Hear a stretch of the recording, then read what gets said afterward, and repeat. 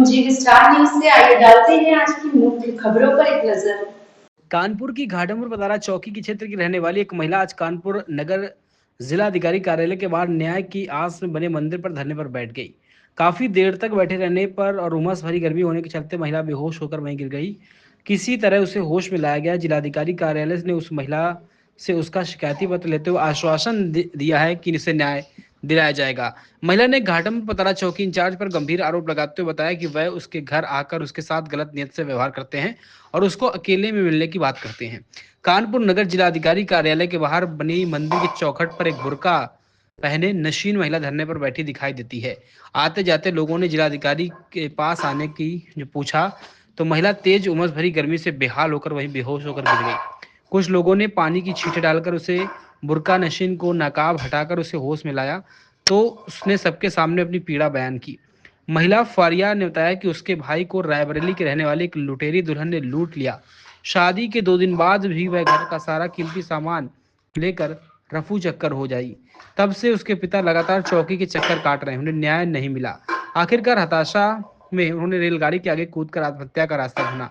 अब फरिया अपने भाई को लूटने वाली दुल्हन जो लुटेरी है उससे न्याय के लिए चौकी पहुंचती है तो चौकी इंचार्ज ने बदनीयती की शिकार हुई।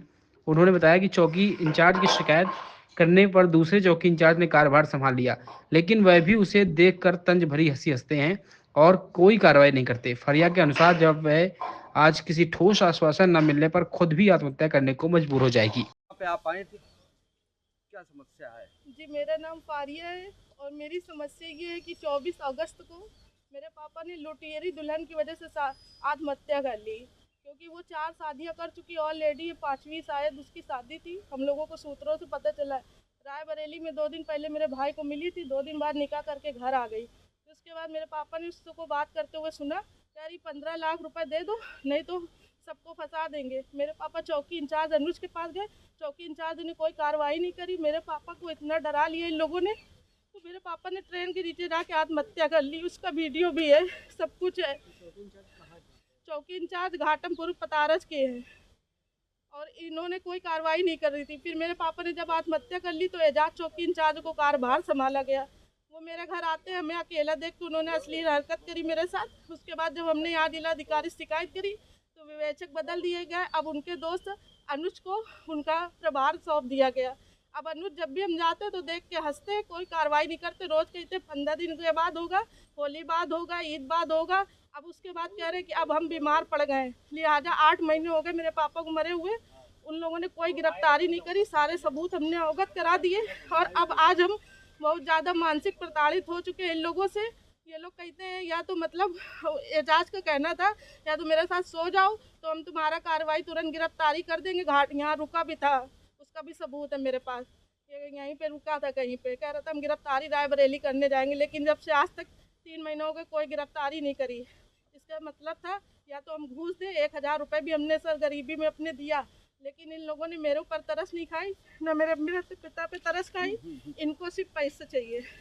अब आप क्या चाहती हो? हम सर इंसाफ चाहते हैं, नहीं तो हम वाकई में आज हमने एफबी पे भी डाल दिया है घाटमपुर पुलिस के लिए लिख के कि आज जाके हम घर में आत्महत्या कर लेंगे, फांसी लगा लेंगे या जहर खा लेंगे। मेरी बेटियों को इंसाफ मिलना चाहिए। इसके बाद इन दोषियों को जेल होने चाहिए मेरे पास। हम बहुत परेशान हैं, रात रात भर सोते नहीं हैं।